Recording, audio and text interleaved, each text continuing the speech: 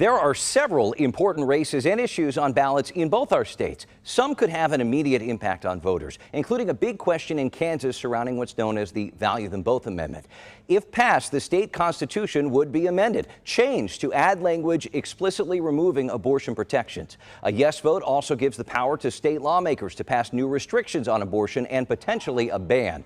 A no vote maintains the legal precedent that abortion is constitutionally protected in Kansas. Remember, you do not have to belong to a political party to vote on this and other issue-based questions on Tuesday, which may be why we saw a huge spike in unaffiliated voters registering ahead of the primaries. State numbers in Kansas show since January, the total number of registered Democratic and Republican voters actually dropped by just around 100 each.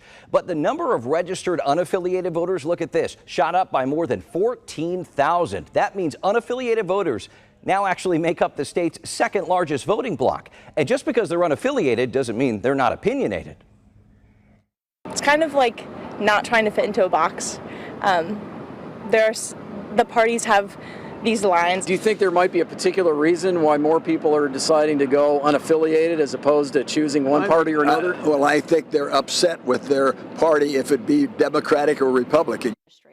A UMKC professor believes the negativity in politics could be a driving factor for more people moving past political parties. Let's look at some of the races on the ballots Tuesday. We begin in Kansas, where Secretary of State Scott Schwab is running for re-election. He was first elected to the post in 2018. Schwab served 14 years in the state house in Topeka. This year he's up against Mike Brown in the Republican primary. Brown grew up in KCK, served as Johnson County Commissioner from 2017 through last year.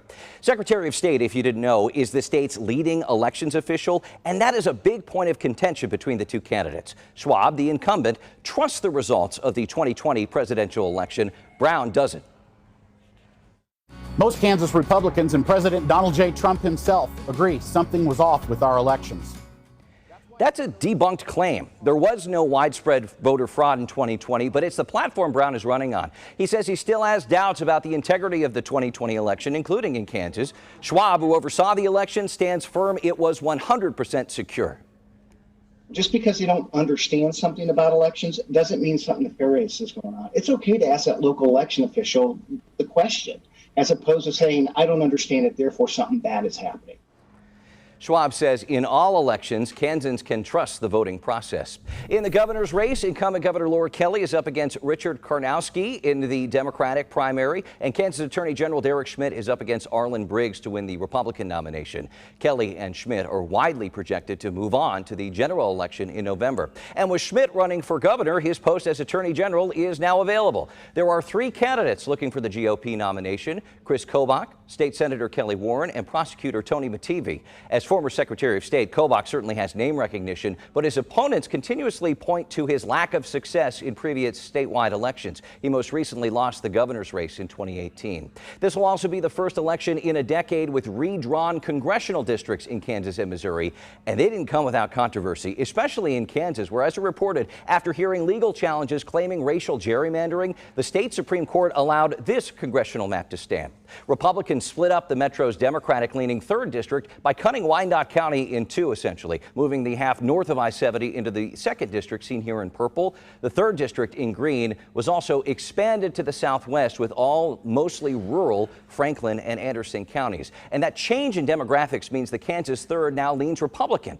That could mean a major challenge in November for incumbent Congresswoman Sharice Davids, Kansas' lone congressional Democrat. She's held that seat since 2019. Amanda Atkins is considered the favorite in the Republican primary. Atkins lost to Davids by 10 points in 2020, but this time around, she has a more favorable congressional map.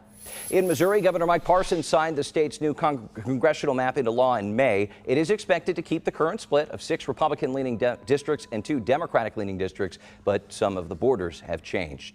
Missouri's 4th District congressional race is wide open since Republican Congresswoman Vicky Hartzler is running for the U.S. Senate. A number of candidates are running in the heavily Republican-leaning district to replace her, including former news anchor Mark Alford, State Senator Rick Bratton, cattle farmer and business owner Kalina Bruce, and Taylor Burks, a Navy veteran.